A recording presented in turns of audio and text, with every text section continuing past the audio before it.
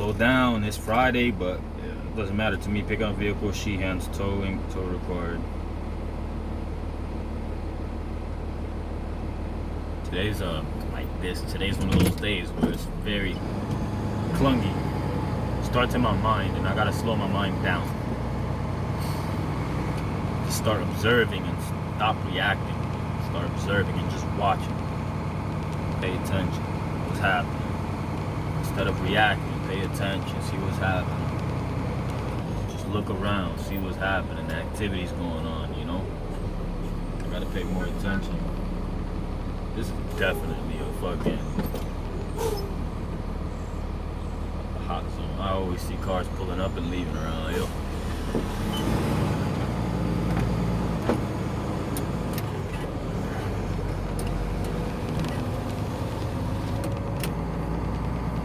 But it ain't my protocol.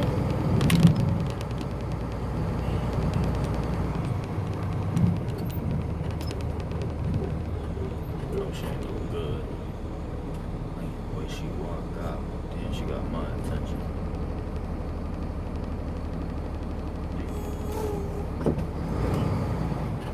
She for sure has got my attention.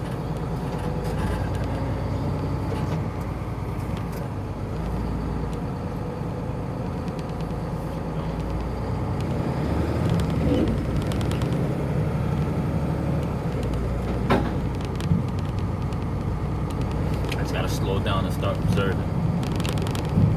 Man, prostitutes get my dick hard as fuck. Walk around just looking sick.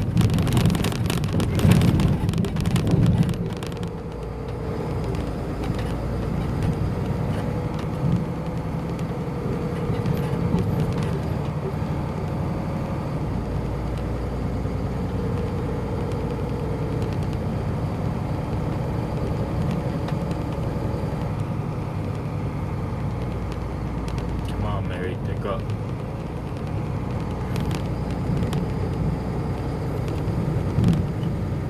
Been forwarded.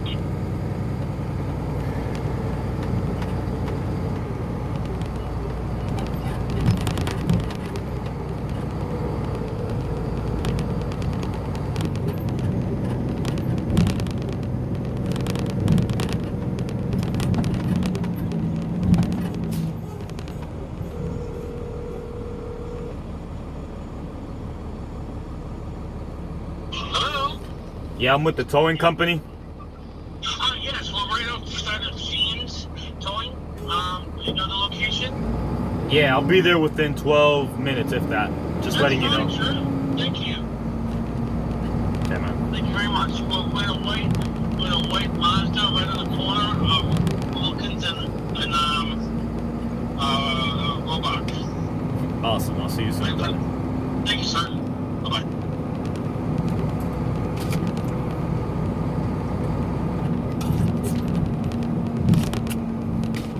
Is it me? It has to be me. I gotta accept full responsibility. It has to be me. Gotta accept responsibility.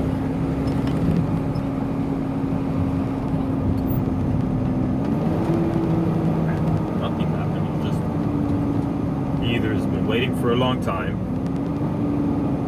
He's just naturally in a different vibe.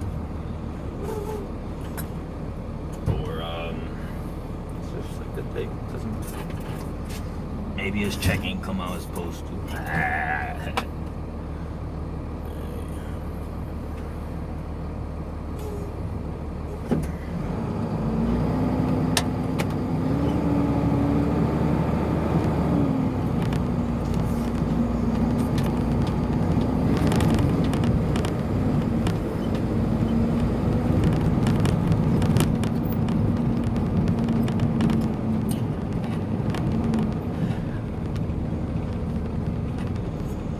Get to me, no matter what. Can't let him get to me.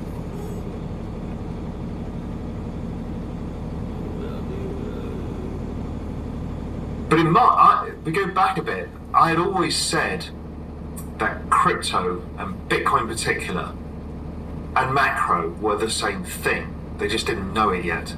And most participants didn't know it and didn't understand it. Crypto came from a different community. It came from a community of developers, the kind of cypherpunks. It came from Austrian economic school kind of philosophy. It came from libertarian philosophy. It came from a number of different things, but it started to attract the attention of finance people, particularly the macro guys like myself. You know, our job is to find assets that best represent our views and where we are in the world, and we are all, without question, troubled by the debt super cycle and how this all plays out.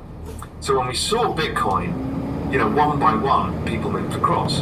Famously, Dan Moorhead was first, and then a lot of people, whether it was John Burbank, Mark Yusko, whether it was Dan Tapiero, whether it was myself, Mike Novogratz, I mean, bit by bit, everybody from the macro world, Stan Druckenmiller, Paul Tudor-Jones, Alan Howard, you name it, they're all moving across because they've seen the magnitude of the opportunity, because we all knew that they weren't parallel paths, they were convergent paths. And they all converged last March. So that's when I got really excited, when Bitcoin collapsed in the big liquidation. It had been building this beautiful chart pattern, that beautiful, massive, gigantic wedge I called the best chart pattern in the world, and a break of 10,000 was going to be the confirmation. And I loaded up with every single penny that I had available, and so I put it all in to Bitcoin, and it broke out. Because what was going on was we were now going into the biggest recession, maybe in all recorded history. So, as you remember, my thesis was liquidation phase, which was into March, and I closed out all my shorts. Then it was going to be the hope phase, and then it was going to be the kind of insolvency phase. So the hope phase happened, and that was built on vaccines and things are going to be okay and herd immunity and all the narratives that happened. But something different happened as well. Interesting enough, the real-time economies never really picked up for a while. They did exactly kind of as expected, but the markets didn't. The markets did the opposite. You know, I said we'd probably finish the year at kind of -3 to -5% year-on-year GDP growth, and that's exactly where we got to. So the hope was misplaced because the economy was shit, and people had been laid off, and the structural unemployment, and many of the people in retail, for example, are never going back to jobs again. So there was a real structural problem. The insolvency phase should have been that the triple B entities, the giant corporates, should have run out of cash because they didn't have enough cash flow to paper over the debt payments that they needed to make. So it becomes harder and harder, the equity price falls and it all becomes more difficult. But that was also going to happen at household level, where households were, yes, some people were furloughed, some people were given payments, but eventually the payments stopped, and if they didn't have jobs, the musical chairs stopped, and you're kind of screwed. And the same with small businesses. So we saw immediately the government do something it's never done before, which is instant transfer payments, which was a stunning move towards a more MMT style environment where fiscal policy and monetary policy are roughly the same thing, or they work hand in hand, which is what we've seen in Japan over the years. That was amazing. It helped a lot of people and basically delayed the insolvency phase. Technically, many firms, many people, many businesses are insolvent, but they're kind of being kept alive by the central banks and the governments. And still to this day, we're still in that same cycle. It's become apparent, and I talked about it in the past, is governments and central banks have to do absolutely everything to avoid the insolvency phase. My guess was they were unlikely to resolve it all, and I think it actually plays out longer, and it is actually in reality in play, but we're not going to know until we try and revert back to some sort of normality. This is one of the key reasons why the central banks simply cannot allow rates to go up, because you will destroy any chance of recovery. So anything, if the market wants to go there and try and price in higher rates, yield curve control is going to kick in. We've got pseudo yield curve control in Europe, and we've got yield curve control in Australia, we've got it in Japan, and I think it would come in the US. And that means that rates can't actually price inflation. Now, I'm not an inflationist. I think we will get cyclical inflation because of the supply constraints and the massive rise of people coming back into the labour force and back in economic life. But as we settle down, I think the debt deflation narrative, technology, globalization, aging population, all of this stuff continues to weigh on inflation. And over time, as the economy settles to trend rate of growth, potentially inflation falls. I actually think trend rate of growth might change positively, and I'll come on to that at the very end of this, but it's not really a piece for this, and that all comes later. But it's the macro backdrop of that is very important to understand, because within this, the only answer was the creation of more money. And that creation of more money was clearly going to be very, very beneficial to Bitcoin, because it was basically created for this. And I pointed out early on, back in March and April, that Bitcoin was two things. It was this store of value narrative. And it also had a call option on the future. And I started developing some big meta-narratives to help get people across the line, because I know it's a scary, different world and people didn't want to understand this weird digital money. I don't want to throw money at this. But I tried to explain to people in simple terms things like pristine collateral, how this is superior than many things that we have in the existing system, or in fact all of the things that we have, how it acts differently, how you can't create more of it so its collateral is worth more, and therefore is a better foundation stone for the financial system of the future, and how as a store of value it offsets the monetary printing, and how this could all transition into a future economic system that had incredible value. And that's what made me irresponsibly long. And that, I think, helped a lot of people get across the line. The next part of it, that I think was maybe the light bulb moment for many, was my New Bretton Woods, the Bitcoin Life Raft piece. And that essentially was saying that, okay, what also is coming is the central banks have seen this digitalization of money, and they want to be involved. And they want to be involved by creating central bank digital currency, not as a competitor to Bitcoin, but as an ancillary agent within this new digital money system. And that's all well and good. That's basically government stablecoins. Fine, I get it, it's much better, it works really well. But it also has other qualities, because the other qualities it's programmable. So essentially, central banks can program money so we all have different monetary policy, different tax regimes, or whatever it may be. The point being is behavioral economics is going to shoehorn its way in to monetary and fiscal policy, which are combining. And at that point, we are really beholden to what central banks do. Can they destroy money? Can they destroy our capital, our savings? Of course they can, and we needed a life raft, and Bitcoin was going to be it. Now, as we wind forward, we're now seeing pretty much every government on Earth running record deficits. This means that theoretically they're all bankrupt.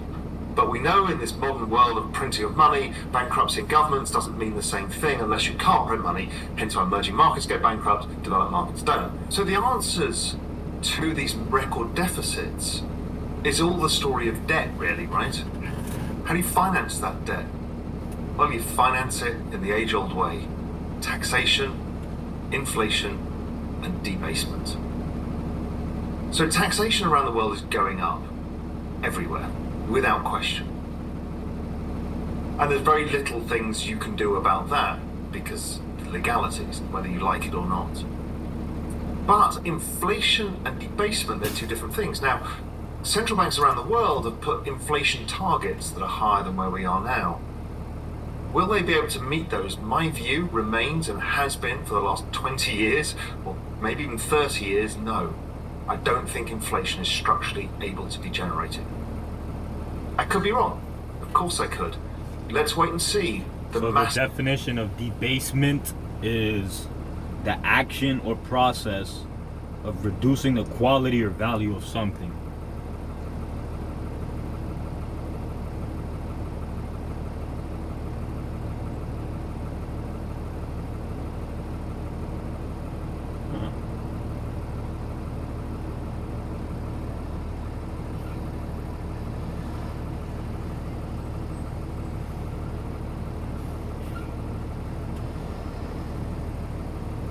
Hands Towing. I've heard good things about them from people in the road, and just one girl. But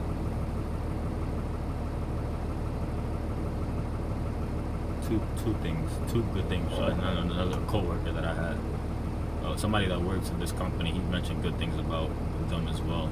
From a money perspective, he just said they work your ass off. But it all depends, I guess, what you're looking for, what kind of lifestyle.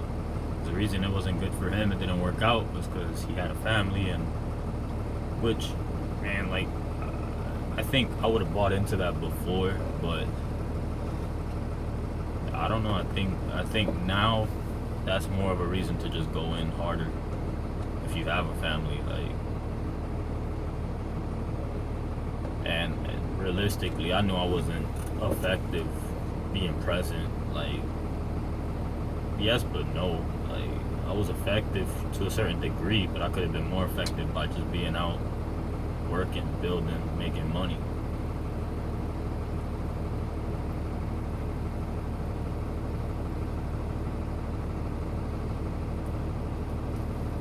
But the basement. So I want to know what he said about the basement. But I've heard that word so many times. I just never thought about searching. I never searched it up.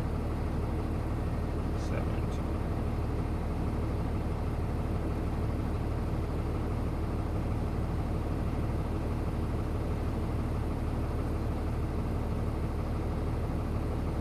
Flow to paper over the debt payments that it needs to make. So it becomes harder and harder, the equity price falls, and it all becomes more difficult.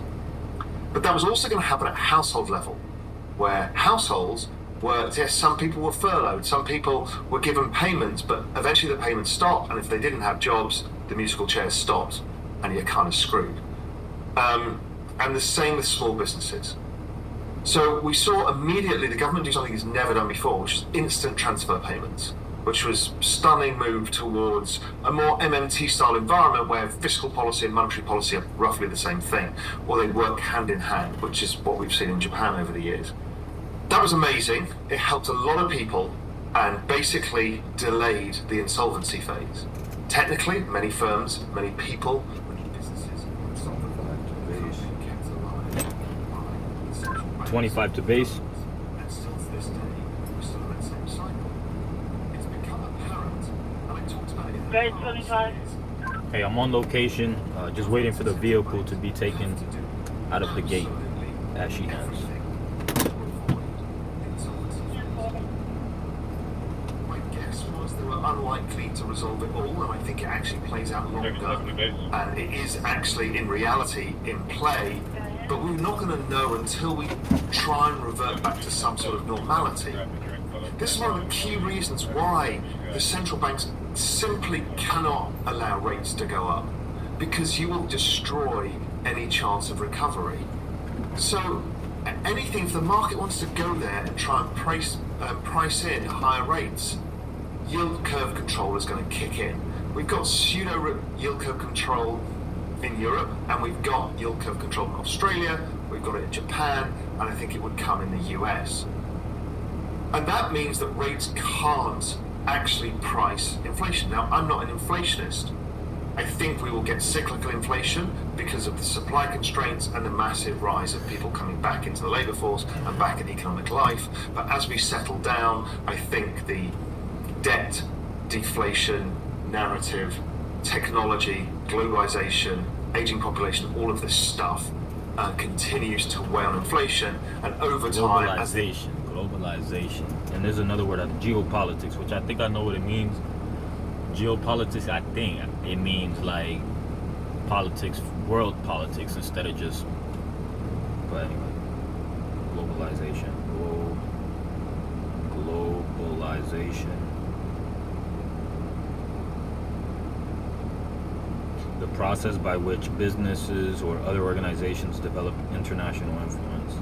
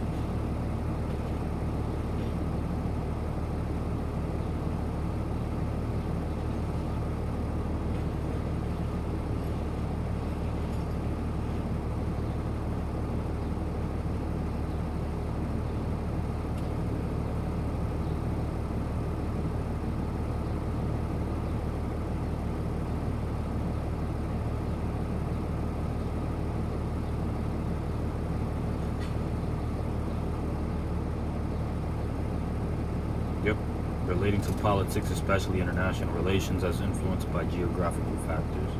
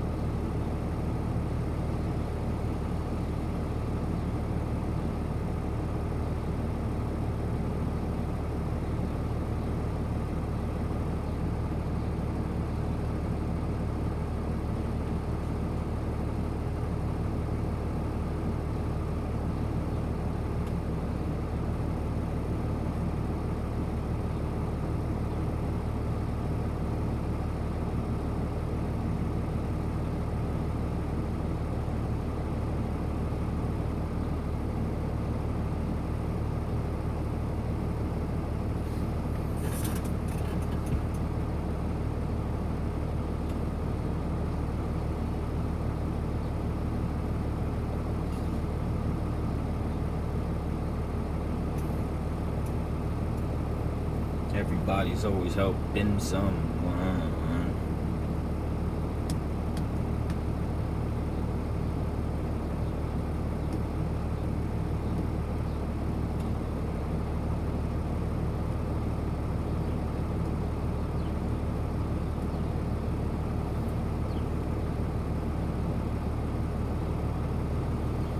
I think the car that I was talking about is a Challenger.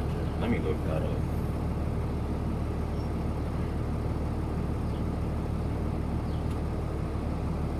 Yeah, it is a Challenger.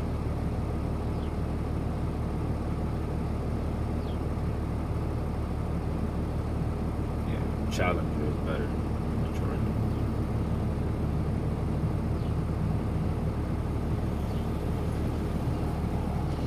Yeah, I was talking, when I said I like that Dodge, I was talking about the Challenger, not the Charger.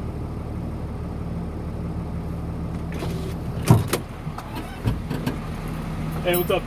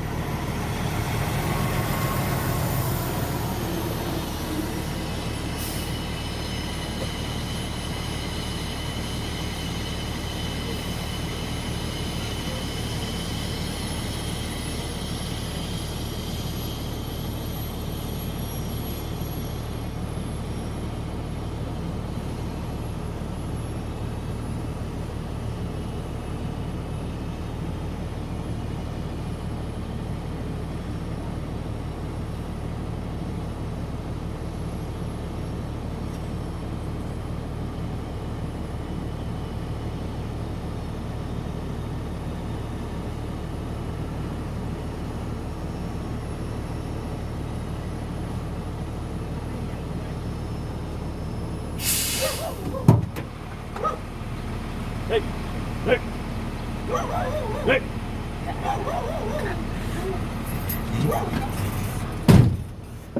Yeah, what people, you know, it's like, I understand people, everybody's going through stuff, so I really got to be a little more patient with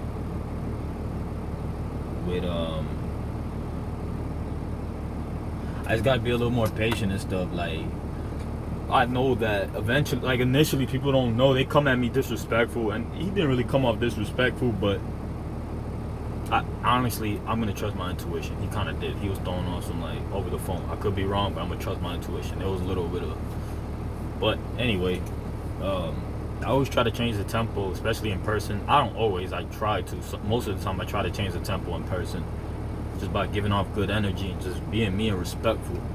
And sometimes it immediately is like they feel it initially, and they're like, okay, that's not the guy I need to be fucking catching that attitude with. Like, he's a good person. He's not. Sometimes they don't give a fuck. And sometimes it's different with everybody, but for the most part, you know, he was saying that he's helping this lady out. She's a cancer patient, and just, you know, he's a Christian, and you know, he believes we all gotta help each other, and you know, good. It's good. But that was like a horrible spot.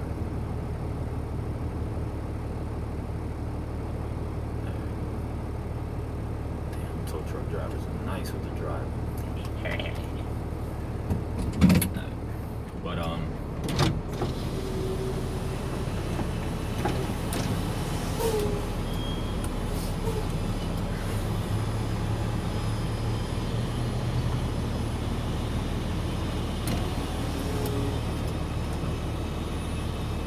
yeah, you know, it gave me a little bit of this.